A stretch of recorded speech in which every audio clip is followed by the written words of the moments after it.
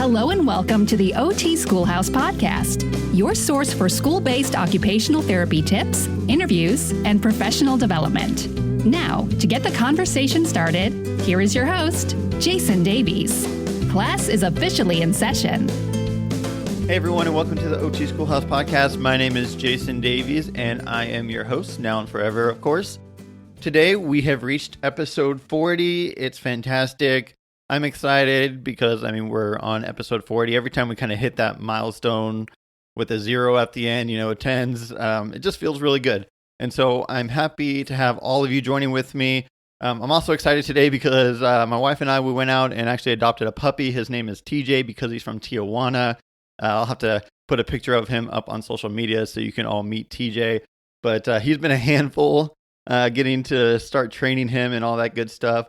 So I've been a little lax on the OT Schoolhouse, responding to emails a little bit. It's been a little crazy around here, but thank you for your patience, and I will have to introduce you all to him. You might be able to hear him walking around in the background. He's still a little anxious, so he's hovering around us.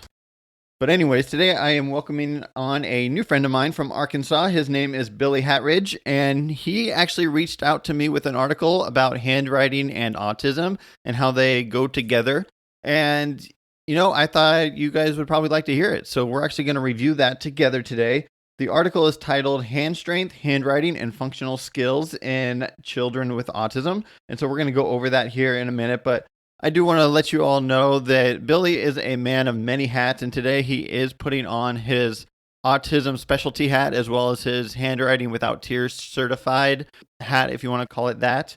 Billy is also the blogger behind the otdad.com, as he'll share a little bit more at the end of the episode. I just want to let you all know that you can go there. He has some actually pretty cool blogs. He kind of, you know what? I'm not going to share it. He does share with us a little bit about his story right up here front at the beginning of the episode. So have a listen. I hope you enjoy a little bit about the article. There's a link to the article. It is an AJOT article, so if you're an AOTA member, you obviously have access to that. And there will be a link in the show notes. You can go to otschoolhouse.com/episode 40. And yeah, it'll be really simple to pull up the actual article so you can read it for yourself or just take a look at the charts and highlights. So without further ado, let me introduce to you Billy Hatridge, occupational therapist from Arkansas. Hey there, Billy. How are you doing this afternoon? I'm doing good, Jayson. Thanks for having me. Yeah, of course. This is the first time that we're going to have a guest on today to share with us a little bit about a journal article. And so I'm happy to have you on so we can kind of do a little give and take about what we learned and what we liked or didn't like about this article, which is a kind of cool thing that we get to do here on the podcast today. Yeah, I'm excited. Yeah. So before we jump into the article, why don't you go ahead and introduce a little bit about yourself in the OT world? All right. My name is Billy Hatridge. I'm an occupational therapist in the public schools of Arkansas. Been doing this for about 6 years now. In 2015, I became a certified autism specialist through the International Board of Continuing Education Standards. It's a mouthful. But then this year, I became a certified through Handwriting Without Tears. And so I supervise a team of 4 OTAs. We cover 7 school districts, which some of those districts are real small. We might have like 2 or 3 kids in the whole district. We're talking about the mountains of Arkansas. So it's a lot more driving than treatment some days. But yeah, it's good. I enjoy it. Wow. Okay. So out here in California, we can actually only supervise. It just got raised from 2 to 3 occupational therapy assistants. But I know from my experience, the more assistants you have, the more meetings you end up sitting in. Right. With you? It is. This career change happened for me about a year ago when I went into just a supervision role. So seeing how different therapists do different things as far as their treatment, as far as their approaches, and then being able to be involved in the plan of care with that many students. But at the end of the work week, it's a lot more just reading through documentation, meeting with OTAs, and being in those IEP meetings. So that takes up the majority of my work week. Yeah. All right. So today we're here to review an article. It's called Hand Strength, Handwriting, and Functional Skills in Children with Autism. And if I remember right, this was from 2015. And real quick, just to give them their credit, the authors are Michele Alaniz, Eleanor Galit, Corina Isabel Necesito, and Emily Rosario. So I'm sorry for any of you if you're listening and I slightly mispronounced your name, but they are the primary authors on this research that we're about to look at. So, Billy, what drew you to this article? Well, I mentioned earlier, the certified autism and handwriting specialist. So this was like right in that niche for me in terms of both of those areas, because a lot of times in my clinical view, I kind of separate those two. I have my spectrum caseload here, then I have my handwriting here. And so to see these two combined and see kind of the correlations that they found within the study was pretty insightful. Absolutely. And so I'm going to let you review a little bit. I mean, oftentimes when we talk about articles, we kind of look at that PICO. And so what kind of population did they have in this article? For the population, they're looking at, kids between the age of 4 and 10, 24 of those being typically developing, and then 27 of those children being on the autism spectrum. And several of their typically developed children, I do believe, came from children of the staff there at the facility. Was that right? Yeah, I believe so. And then the kids with autism were actually kids that they were treating at the clinic. So it's very much a population that they had access to.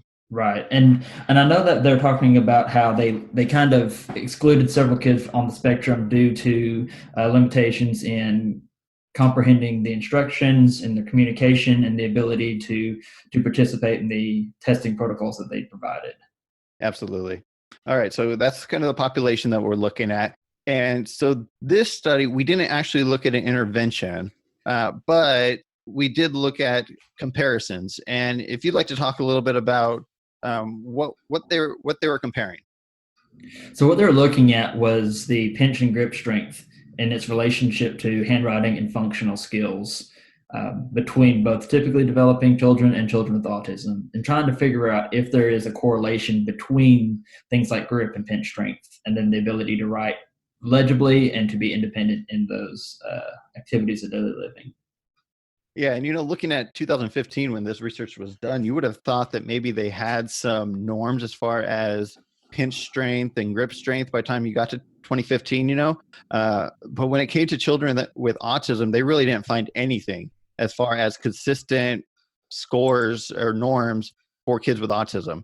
In fact, I think some of the articles that they mentioned, like everyone was using a whole different way to measure this. And so there was no consensus on even how to measure grip strength. So they did reference that. I'm not going to go into detail, but they used a consistent way of measuring the kid's strength, both with the dynamometer and the pinch mechanism that they use. So right, and I think we see this trend a lot in especially our OT literature, right? Is there's not enough evidence to back up kind of what we're suspecting, and so more and more research like this needs to be done, because one of the things they said here was that there's not consistent, reliable information on pinch strength norms for children. That's crazy to think about it, right? Like for us as OTs, we do so much pinch activities in the schools, and for them to say, look, there's not enough reliable information on even knowing what those norms are.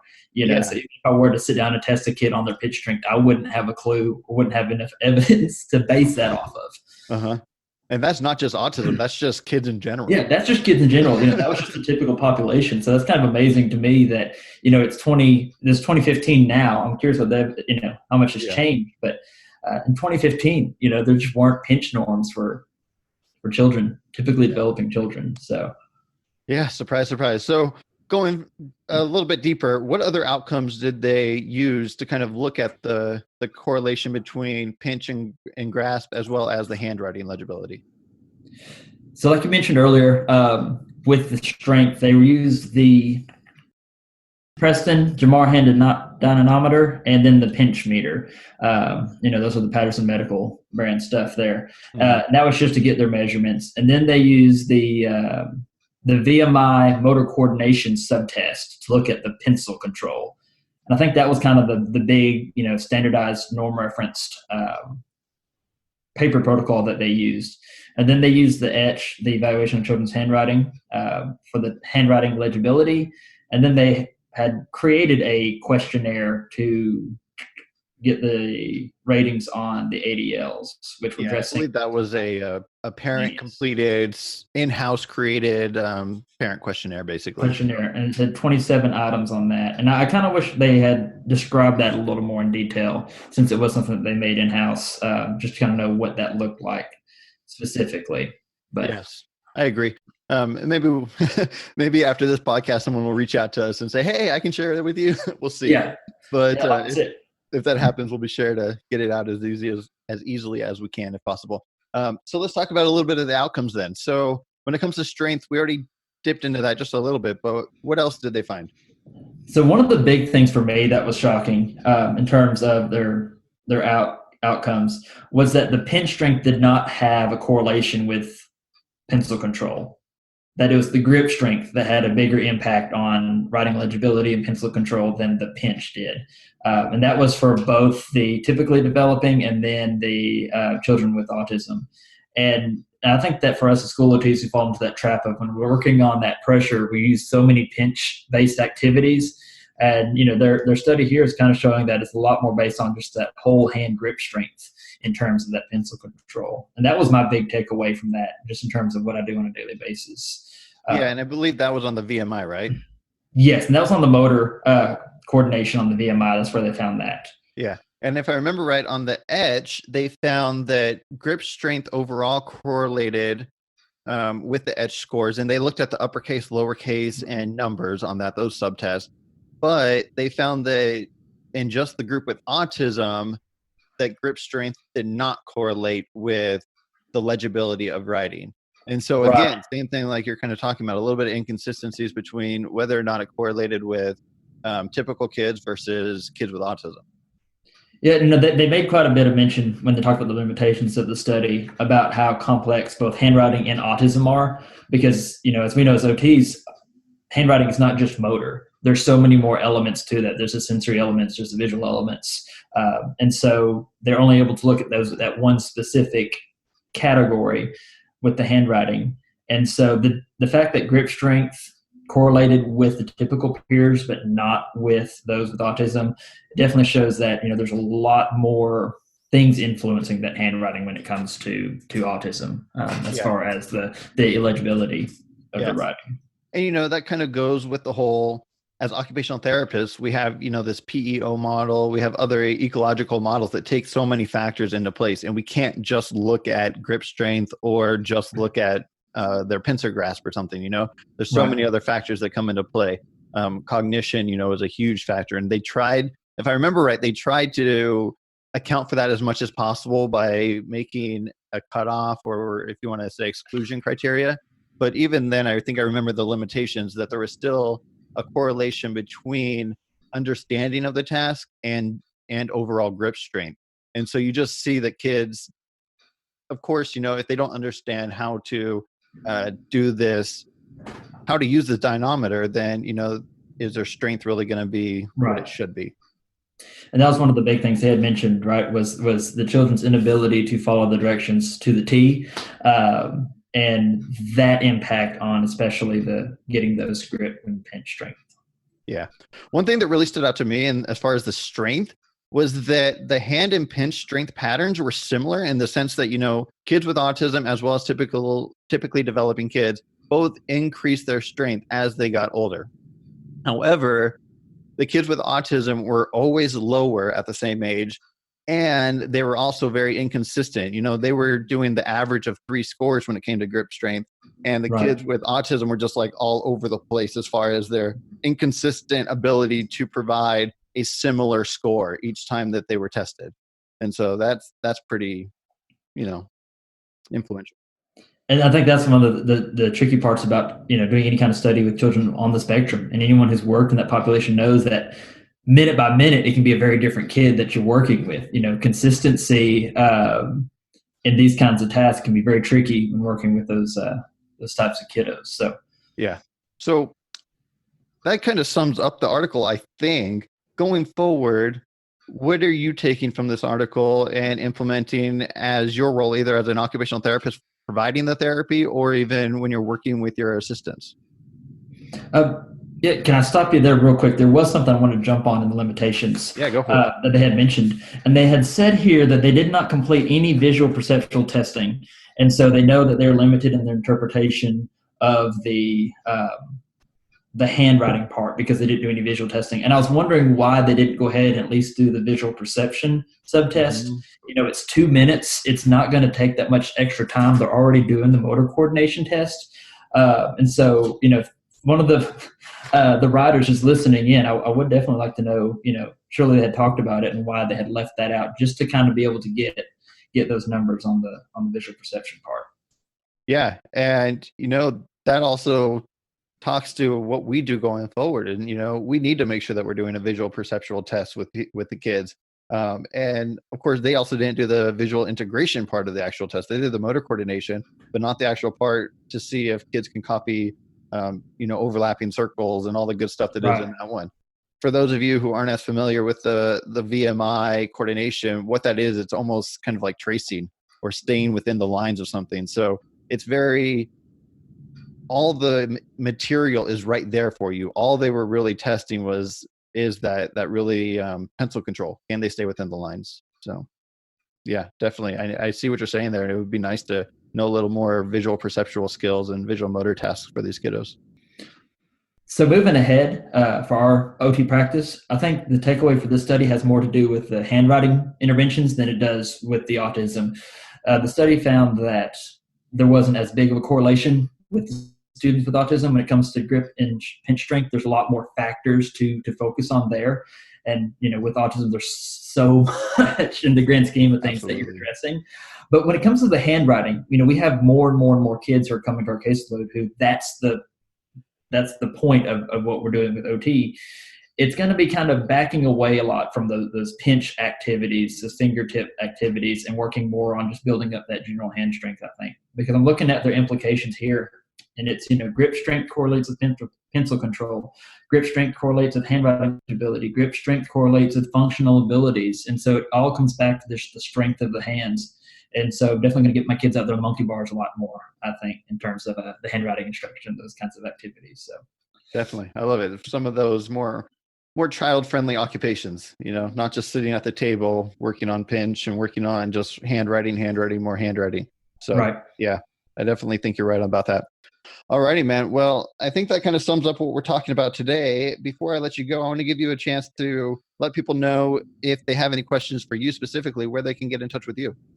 Yeah, so the OT Dad is my social media handle, and that's for, Instagram, Pinterest, Facebook, the whole shebang. I have a website or a blog, more specifically, the otdad.com. And, I found working in the schools, our communication with parents is very limited. And so I kind of created up the Facebook page to help share resources and links and articles with my parents, and then it kind of grew from there. And so, yeah, if anybody wants to reach out to me and see what I'm doing over there, they're more than welcome to. Like I said, handwriting and autism is kind of my passion project. So I love talking about it. Awesome, man.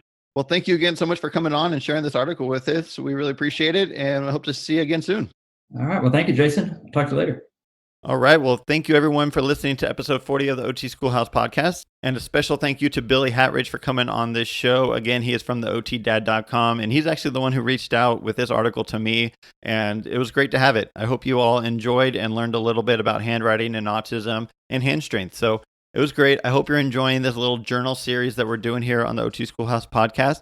And take care. Have a great week, and we'll see you next time on the podcast. Bye-bye. Thank you for listening to the OT Schoolhouse podcast. For more ways to help you and your students succeed right now, head on over to otschoolhouse.com. Until next time, class is dismissed.